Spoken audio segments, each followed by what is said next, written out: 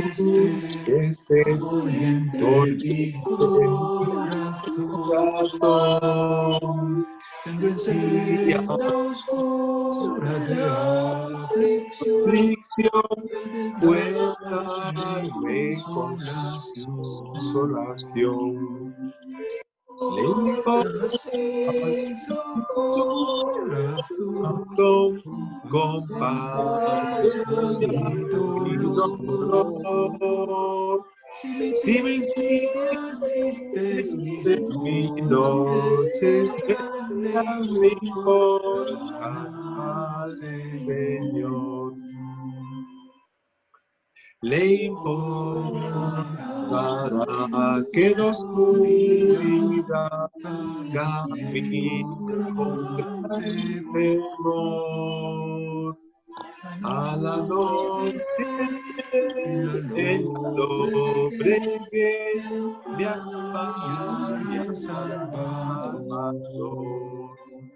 Le importa si su corazón comparte ya mi dolor. Si mis días tristes, mis noches negras le importan al Señor. Le importará si mi voluntad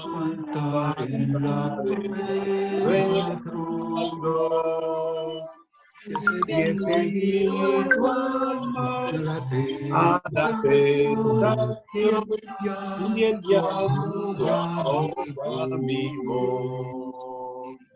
Le importa si su corazón comparte mi dolor.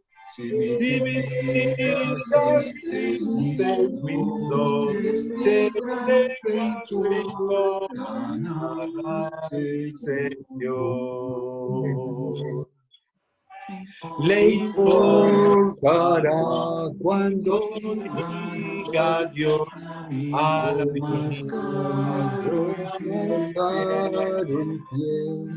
y mi corazón lleno de aflicción haya de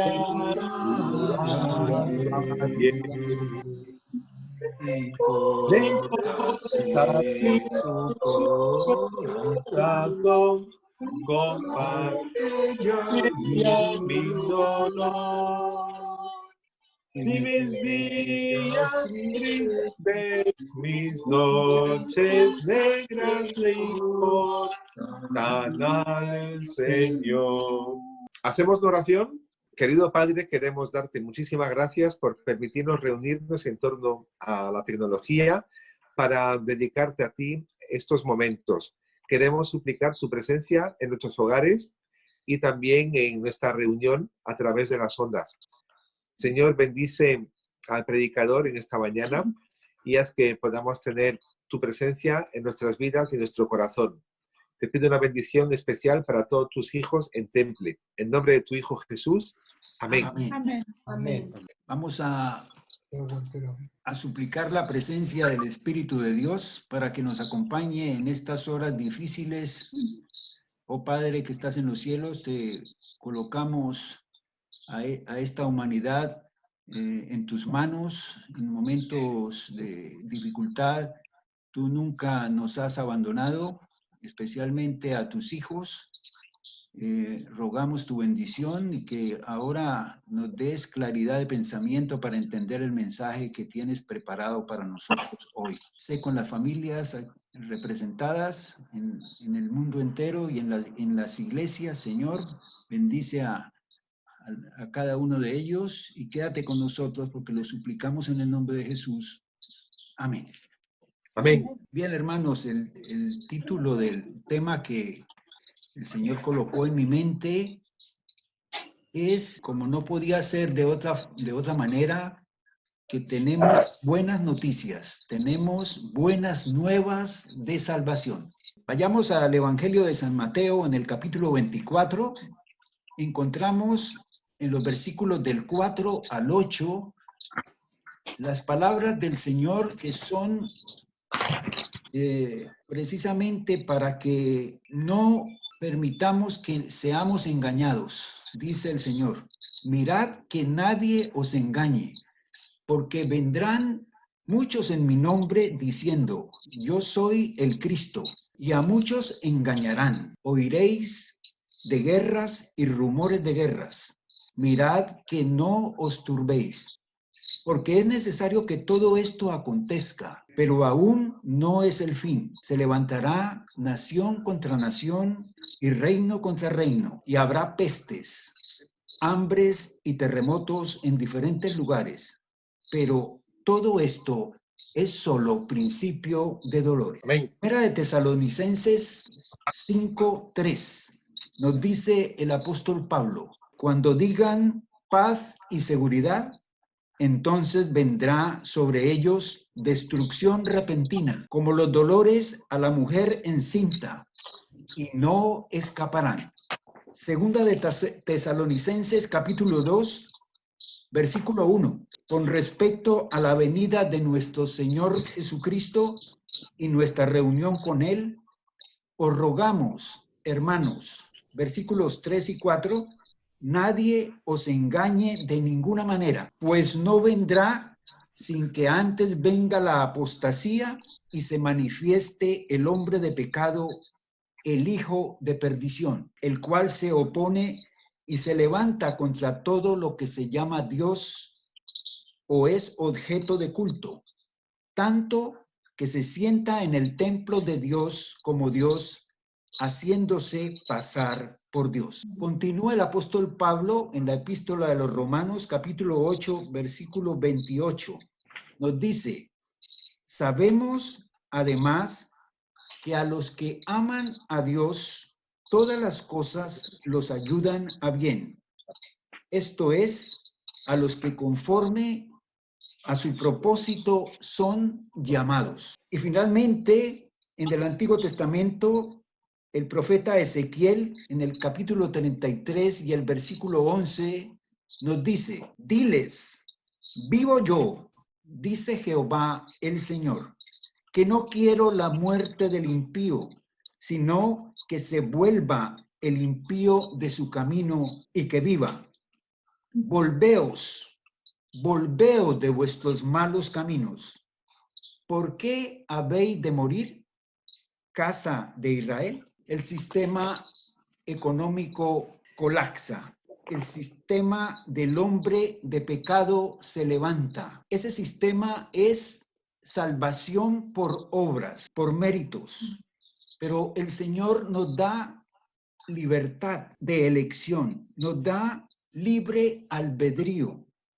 Nos dice, yo he venido para que tengáis vida y para que la tengáis en abundancia. ¿Es Dios el culpable de lo que acontece al planeta y a sus habitantes? Vamos a hacer una ilustración y vamos a observar lo que ocurrió en Europa en el siglo XIV. Apareció de repente la fiebre bubónica, llamada la peste negra, por los forúnculos o granos de color negro que producía en sus víctimas. Mató en un corto lapso de tiempo, 2 años y medio, a 25 millones de seres humanos. Una crisis sanitaria sin precedentes se desató en Europa a mediados del siglo XIV.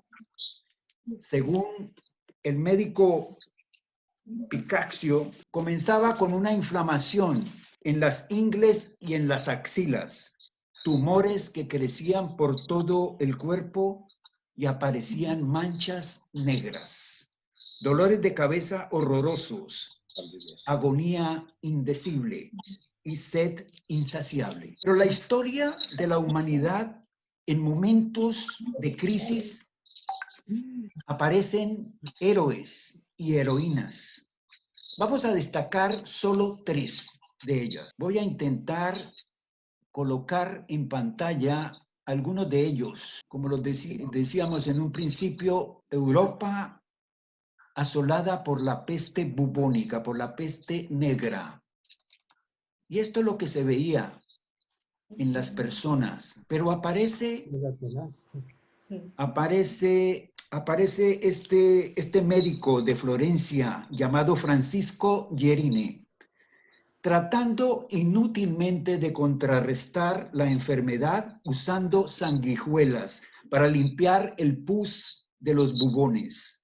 Al mismo tiempo, los monjes se negaban a visitar a los moribundos, pero él se negó a abandonar a sus pacientes, este médico. Decían por aquel entonces que la enfermedad se extendía del enfermo al que estaba sano como fuego en madera seca. Es decir, se reproducía rápidamente. Por ese entonces la enfermedad se consideraba un castigo divino. Una receta de la época consistía en cortar un verso de la Biblia de un pergamino, molerlo y disolverlo en vino y luego beberlo. Se mezclaban las creencias religiosas, la ignorancia y la charlatanería. Pero el doctor Yerine era distinto, era seglar y farmacéutico y utilizaba métodos avanzados para su época. El segundo personaje lo voy a mostrar a continuación. El segundo personaje es un clérigo, se llama Raphael Taunton. Este clérigo residía en la ciudad de Winchester. Esta ciudad rica de aproximadamente 10,000 habitantes estaba situada en el extremo sur de Inglaterra. La curia afirmaba que la peste era un castigo de Dios por los pecados de los hombres. Y la gente se preguntaba, ¿cuál pecado? No comprendía esta situación y acudieron a su obispo y su respuesta fue, Dios está enfadado, hagámoslo feliz. Y su idea fue organizar una procesión cada semana. Mientras esto ocurría, Raphael preparaba a los feligreses, ya fuera para ir al purgatorio o para ir al cielo. El temor a la muerte era un tema obsesivo en la Edad Media y la Iglesia sustentaba su poder en ese temor. Una procesión era lo peor que se podía hacer por el contagio, que era como una manifestación de las que se realizan hoy.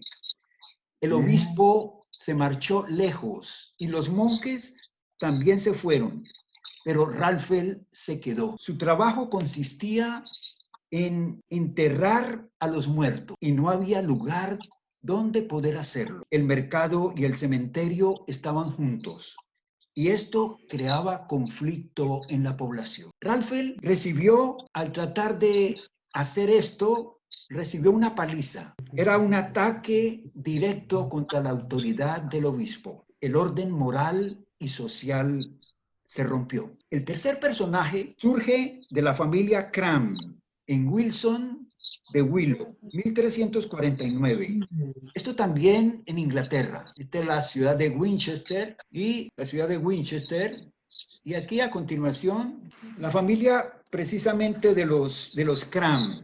En 1349 ellos se negaron a trabajar la tierra para su señor feudal. Hubo una protesta en masa de los arrendatarios de la tierra. Sabían que la peste se acercaba y creían que era el fin del mundo. William y luego su hijo murieron por la peste negra.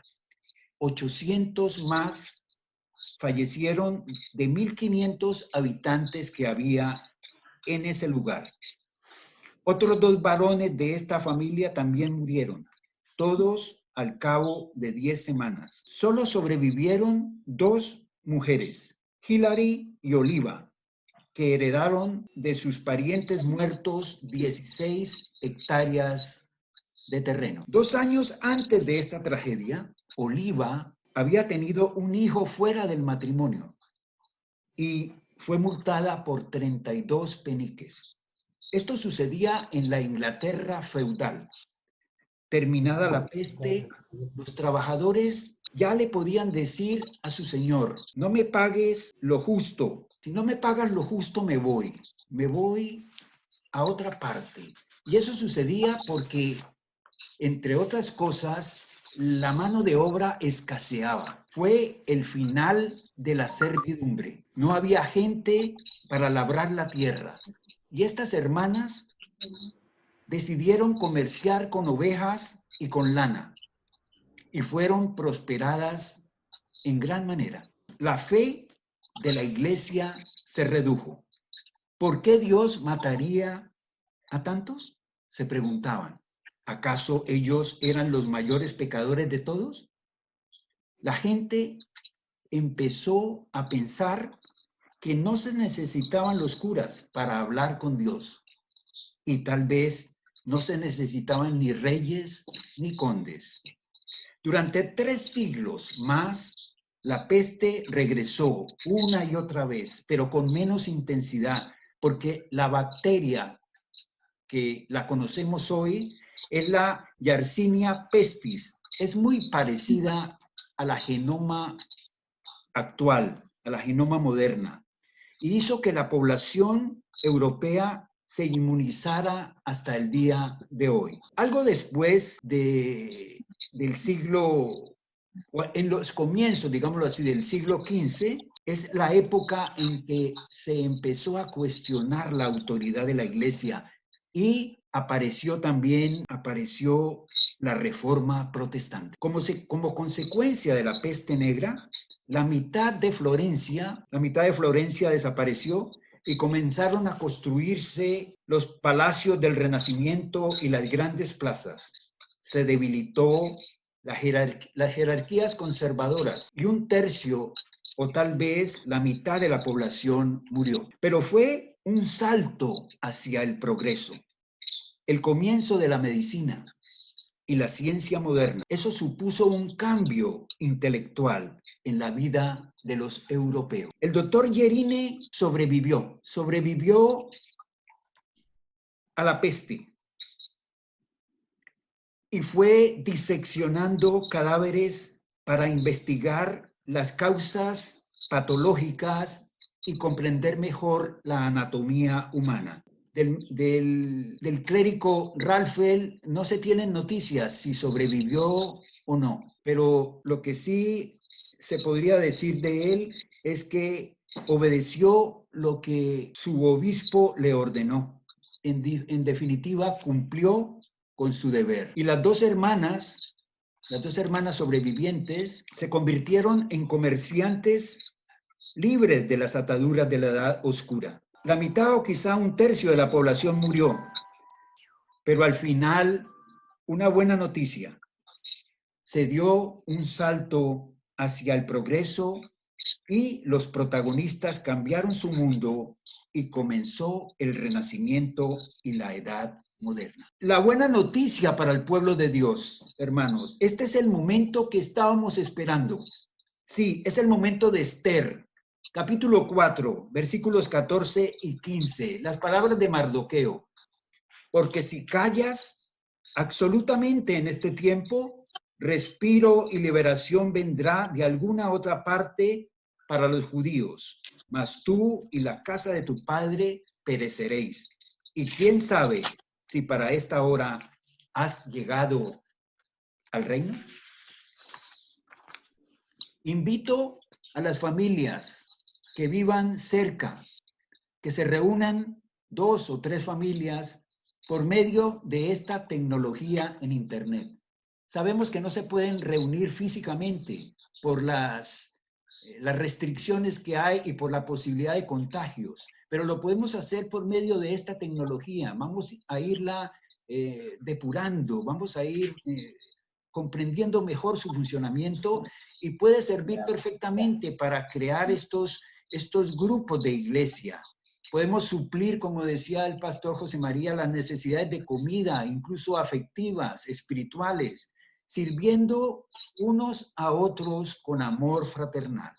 Sigamos el ejemplo de la iglesia primitiva, que lo encontramos en Hechos capítulo 2, versículo 42, que nos dicen que ellos perseveraban en la doctrina de los apóstoles, en la comunión unos con otros y en el partimiento del pan y en las oraciones. el Señor nos dejó el modelo para este tiempo. Enseñanza, en primer lugar, comunión, es decir, relación entre los hermanos, partimiento del pan, es decir, comer juntos, y oración. El Nuevo Testamento, vez tras vez, nos indica esto. Mateo 18:20 nos dice que porque donde están 2 o 3, dice el Señor, congregados en mi nombre, allí estoy yo en medio de ellos. 2, 3 o más hermanos constituyen una pequeña iglesia. La iglesia no la determina el edificio, las paredes en las que nos encontramos, sino un grupo de creyentes, 2 o más que conformen un grupo de iglesia o una unidad de acción. Y en Colosenses capítulo 4, versículo 15, también el apóstol nos dice, saludad a los hermanos que están en la Odisea, a Ninfas y a la iglesia que está en su casa. La iglesia en sus casas.